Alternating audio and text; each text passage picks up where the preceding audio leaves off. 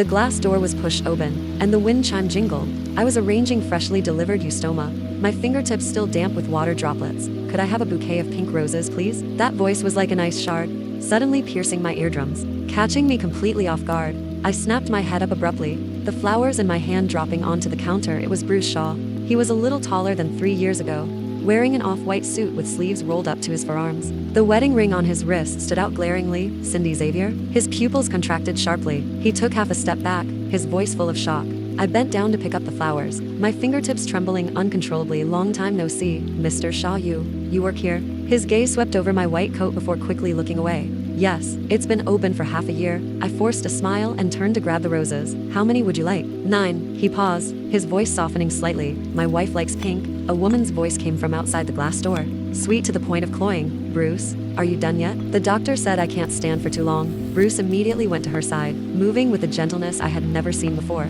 Almost done, Judy. The woman was supported as she walked in, her lower abdomen slightly rounded, her face flushed with the early glow of pregnancy. She looked at me with a polite smile. And who might this be? My old classmate. Bruce's tone was vague. Hello, my name is Judy Walker. She reached out her hand first. The bracelet on her wrist caught the sunlight. Bruce said the flowers in this shop are the freshest. He wasn't lying. I didn't take her hand, lowering my head to wrap the flowers instead. Mrs. Shaw, these are your flowers. Judy touched her belly and smiled. The baby's due next month. I'll invite you to the celebration then. Congratulations. I handed over the flowers and my fingertips accidentally brushed Bruce Shaw's hand. He pulled away as if shocked. How much is it? He took out his phone. No need. It's a gift. I looked away. A sharp pain suddenly twisted in my stomach. That won't do.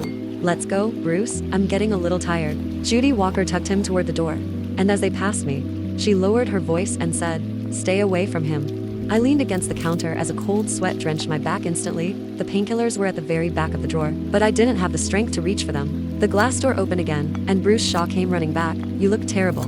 Are you feeling unwell? It's nothing, just an old problem. I pushed his hand away. Mr. Shaw, please go back. Mrs. Shaw is still waiting. He stared at my pale face, hesitating to speak.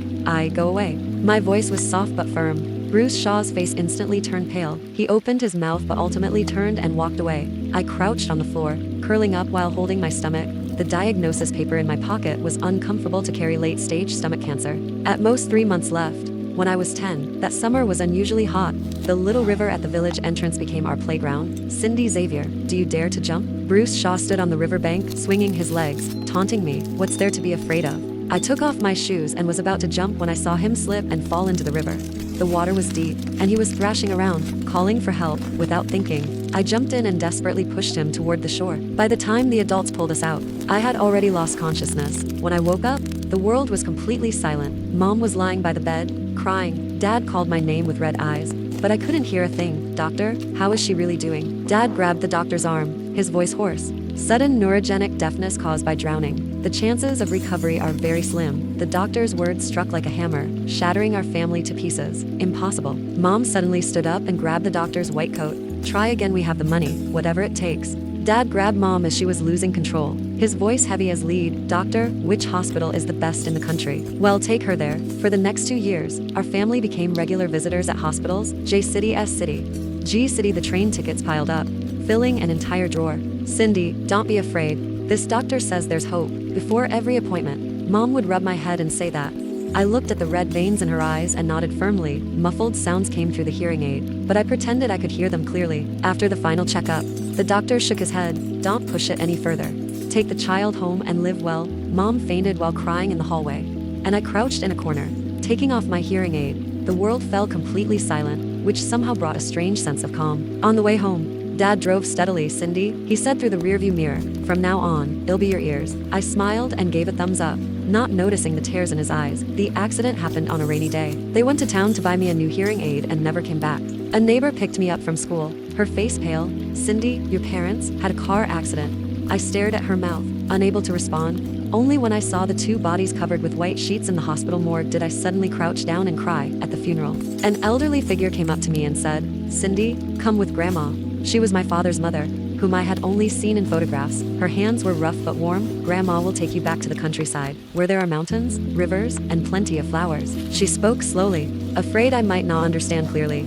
I clutched the hem of her clothes and nodded. As I left the city, I glanced back and saw Bruce Shaw standing at the far end of the alley.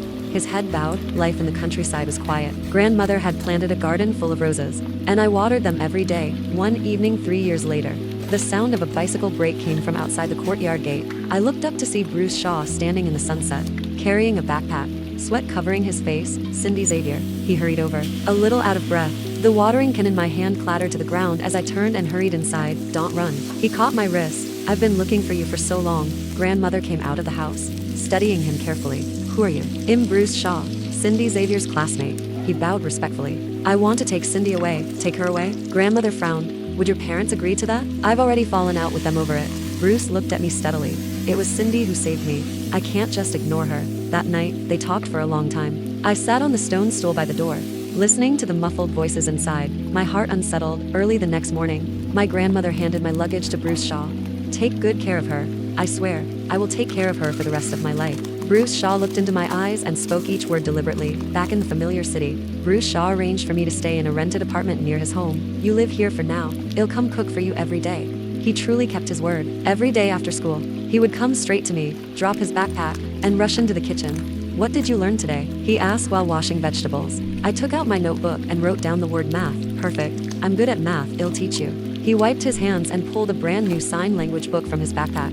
I'm learning this too. Soon, we'll be able to chat. The pages were filled with dense illustrations of hand gestures, and the blank spaces were covered with his notes. Look, this one means hello, and this one means thank you.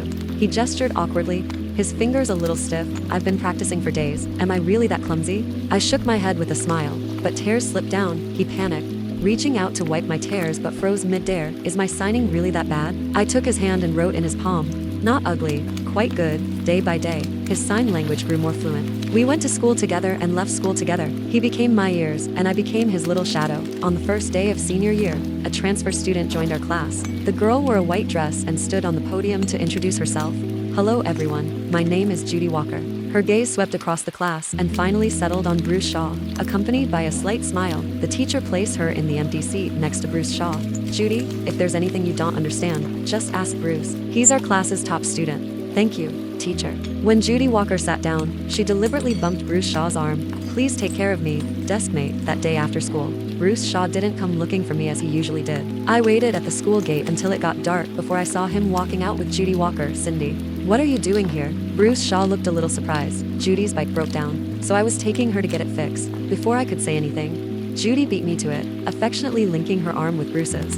Bruce is really kind. Bruce Shaw frowned and pulled his arm away. Cindy, let's go home. On the way back, he kept explaining, Judy Walker is a new classmate. I can't just ignore her. I nodded but said nothing. From that day onward, Bruce Shaw became increasingly busy. He would tutor Judy Walker, go with her to buy materials, and even forget our appointments. Sorry, Cindy. Judy has a fever today. I'm taking her to the hospital, he said over the phone, his voice tinged with apology. I held the phone, listening to the faint busy signal, and poured the freshly warmed food into the trash. Once, I went to the classroom to find him and saw Judy Walker leaning over his desk, crying. My parents are fighting again. I feel so sad. Bruce Shaw patted her back gently, whispering, don't be sad. I'm here. I stood at the doorway, my steps heavy as if weighed down by lead. Sunlight poured through the window, stretching their shadows long, while I felt like a redundant presence. That day, I didn't go in. I silently returned to my rented apartment. The sign language book lay open on the table. He had taught me the last page. Forever. Judy began showing up frequently near my rented apartment. Cindy Xavier, she said, standing at the door with an elegant cake in hand, her smile gentle. Bruce said you like strawberry flavor, so I made a special effort to get this. I didn't open the door, gesturing through the door. No need. Thank you. Don't misunderstand, I just want to be friends with you. Her voice softened. Bruce always talks about you. Says you're the most important person to him. I gripped the door handle tightly, remaining silent, but she went on anyway. Bruce and I are already together. I hope you understand. What he needs is a partner who can communicate normally, not a burden who requires constant care. The word burden stabbed at my eardrums like a needle. I suddenly flung the door open, staring at her intently. Are you deaf? Can't you understand what I'm saying? The smile on her face disappeared, her tone biting. Stop clinging to Bruce Shaw. His parents have long disliked you. I raised my hand to strike her, but Bruce suddenly grabbed my wrist. Cindy, what are you doing? His tone was full of reproach. Bruce, I didn't mean it, I just wanted to come see Cindy Xavier. Judy's eyes reddened immediately, and she hid in his arms. She seems to really dislike me. You should go back first, Bruce Shaw said to Judy, his voice noticeably softer. Before leaving, Judy cast me a provocative glance. Only the two of us remained in the room. The silence was almost oppressive. Why? I signed, asking him. He looked away, avoiding my eyes. Cindy, I'm sorry, Judy and I are serious.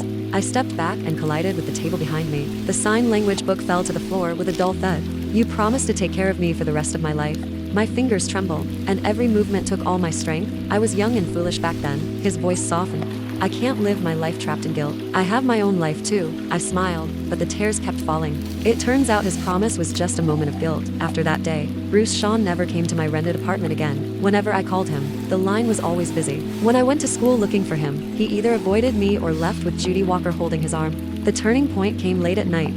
Grandmother's neighbor suddenly called me, her voice urgent. Cindy, your grandmother has had a sudden cerebral hemorrhage. She's not going to make it. You need to come back quickly. My hands trembled so much I could barely hold the phone. And the first person I thought of was still Bruce Shaw. I called him more than 10 times, but he didn't answer once. I rushed back to my hometown overnight, but I was still too late. Grandmother's eyes were closed, a peaceful smile on her lips, still clutching a photo of me as a child. At the funeral, Bruce Shaw finally appeared. He stood on the outskirts of the crowd, dressed in black, his face pale.